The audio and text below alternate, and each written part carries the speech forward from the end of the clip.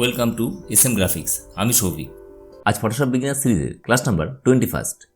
আজকের topic clipping mask. তবে চলুন স্টার্ট করা যাক।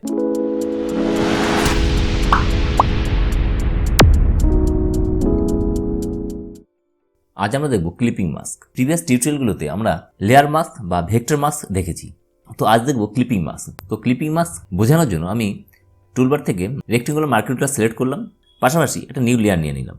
নেওয়ার পর আমি এখানে একটা রেক্টেঙ্গুলার ড্র করলাম। করার পর আমি এর মধ্যে একটা কালার ফিল করলাম। এবার আমি সেপারেট আরেকটা লেয়ার নিচ্ছি। লেয়ার নেওয়ার পর আমি ডিফারেন্ট কালার আমি এর মধ্যে চুজ করে নিচ্ছি। এবার টুলবার থেকে আমি ব্রাশ টুলটা নিলাম। নেওয়ার পর আমি যদি এখানে পেন্ট করতে থাকি, তো ওভারঅল দেখা যাচ্ছে আমার এই ক্যানভাসের ভেতরে বা এই শেপের ভেতরে আমার এই এফেকশনটা আসছে। তো আমি যদি শুধু মনে করি যে আমার এই পেন্টের এফেকশনটা শুধুমাত্র এই রেক্টেঙ্গুলার শেপের মধ্যেই থাকে, তো সেই ক্ষেত্রে আমাদের এই লেয়ারটাকে নিচের যে লেয়ারটা আছে, রেক্টেঙ্গুলার যে লেয়ারটা আছে, তার মধ্যে ক্লিপিং মাস্ক করাতে হবে। ক্লিপিং মাস্ক করতে গেলে আমি অল্ট প্রেস করে যদি এই দুটো লেয়ারের মিডিলে আমার কার্সারটা নিয়ে যাই, তো একটা ডাউন অ্যারো শো হচ্ছে। এখানে যদি আমি ক্লিক করে দিই, তো এই মুহূর্তে উপরের লেয়ারটা নিচের লেয়ারের মধ্যে ক্লিপিং মাস্ক আছে।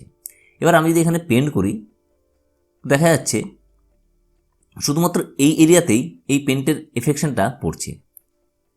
আমি বাইরে তার এফেকশন কিছু বুঝতে পারছি না।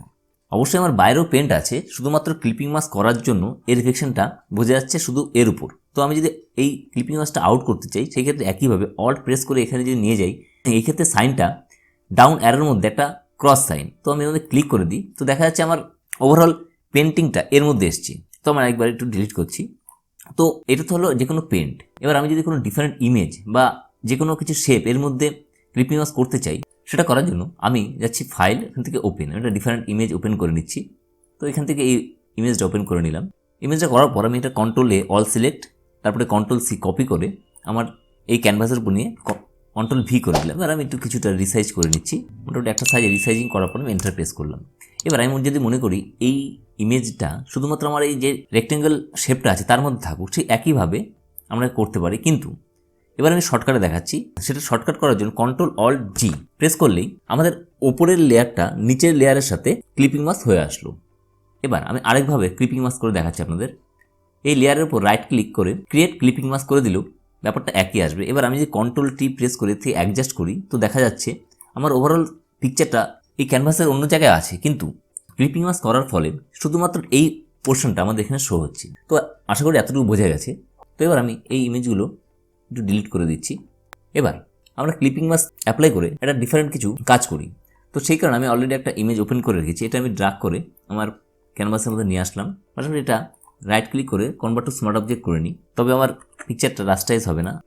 স্মার্ট অবজেক্ট টিউটোরিয়ালটা যদি আপনারা অলরেডি না দেখে থাকেন, তো একবার দেখে নেবেন, তবে এই স্মার্ট অবজেক্টের ব্যাপারটা আরও ক্লিয়ার হয়ে যাবে। তো এটা করার একটা উদ্দেশ্য যাতে আমার পিকচারটা রাস্টাইজ না হয়। তো এটা করার পর এটা আমি আপাতত হাইট রাখলাম। রাখার পর আমি কোনো একটা শেপ নিয়ে নিচ্ছি। এবার আমি শেপের মধ্যে ক্লিপিং মাস্ক করবো, করে একটা এফেকশন দেখাচ্ছি। তো এর থেকে আমি একটা এই সাইনটা নিয়ে নিলাম। নেওয়ার পর আমি এখানে একটা এভাবে ড্র করলাম। দেখা যাচ্ছে এটা একটা শেপে এসছে। তো আমি এটা আপাতত একটা অ্যাডজাস্ট করে নিচ্ছি। পাশাপাশি আমাদের ব্যাকগ্রাউন্ডটা আছে, ব্যাকগ্রাউন্ডের মধ্যে আমি ডি প্রেস করে এটা ডিফল্ট কালারটা নিয়ে আসলাম। এবার কন্ট্রোল ব্যাক প্রেস করে এটা কালারটা ব্ল্যাক করে দিলাম। এবার আমাদের যে ইমেজটা আছে তার একটা ডুপ্লিকেট কন্ট্রোল জে প্রেস করে নিলাম। এবার যেটা কপি করলাম সেটা ফার্স্ট উপরে নিয়ে আসছি। নেওয়ার পর এই ইমেজটা পাশাপাশি আমার যেটা অরিজিনাল লেয়ার আছে সেটা আপাতত আমি হাইড রাখছি। এবার আমাদের যে ডুপ্লিকেট করলাম সেটা আমি আমার নিচের শেপের মধ্যে ক্লিপিং মাস্ক করব। আমি কন্ট্রোল অল্ট জি প্রেস করলাম। এবার এখানে এসে আমি এটা কিছু রিসাইজিং করে নিচ্ছি। এটা করার একটাই উদ্দেশ্য, অন্যভাবে অনেক রকম কাজ হয়। আমার আগে আমি বলেছি আমার টিউটোরিয়ালে আমার আপ টু ডেট যা টিউটোরিয়াল হয়েছে, আমি চেষ্টা করছি সেই টিউটোরিয়ালের কাজের মধ্যেই যে কোনো কাজের এফেকশন দেখানো। তো করার পর আমাদের যে অরিজিনাল ইমেজটা সেটা একদম টপে নিয়ে আসলাম।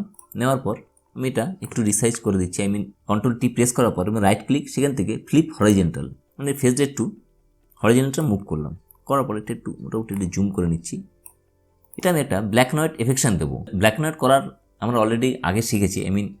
ইমেজ, সেখান থেকে অ্যাডজাস্টমেন্ট, সেখান থেকে ব্ল্যাক অ্যান্ড হোয়াইট করার পর ওকে করলাম। করার পর এর মধ্যে আমি লেয়ার মাস্ক অ্যাপ্লাই করে এর এক্সেস এরিয়াটা আমি ডিলিট করে দেবো। সেই ক্ষেত্রে রাইট ক্লিক করে একটা সফটনেস ব্রাশ নিলাম। নেওয়ার পর এখানে যদি আমি ব্ল্যাক ফিল করতে থাকি, তো এর এফেকশনটা এর থেকে অনেকটাই সরে আসবে। করার পর এই ইমেজের ওপাসিটিটা আমি কিছু ডাউন করব। অলরেডি আমরা শিখেছি কীভাবে ওপাসিটি ডাউন করতে হয়। তো মোটামুটি আমি 50% রাখলাম। করার পর এর সাইডে একটা বাউন্ডারি গেট করি, অনেকটা রিয়েলিস্টিক একটা ফিল চলে আসবে। মোটামুটি এতটুকু একটা এরিয়া আমি সিলেকশন করার পর নিউ লেয়ার নিয়ে নিচ্ছি। নেওয়ার পর এটা আমি Ctrl+Shift+I প্রেস করলে এটা রিভার্স হয়ে গেল। করার পর এর মধ্যে একটা কালার ফিল করে দিচ্ছি। এবার আমাদের যে অরিজিনাল ইমেজটা ছিল তারই একটা ডুপ্লিকেট আরেকবার করছি। করার পর এটা আমি একদম এর উপরে নিয়ে যাচ্ছি। নেবার পর আমি রিপিটেড আরেকবার এর এই যে বাউন্ডারি করলাম তার উপর ক্লিপিং মাস্ক করে দিচ্ছি। করার পর এবার পিকচারটা আমি যথেষ্ট বড় করব যাতে আমার ওভারঅল পুরো ইমেজের মধ্যে ক্যানভাসের মধ্যে কভার করতে পারে। I think better. এই ধরনের ফটোর ম্যানিপুলেশন আপনারা অনেক সোশ্যাল মিডিয়াতেও দেখেছেন।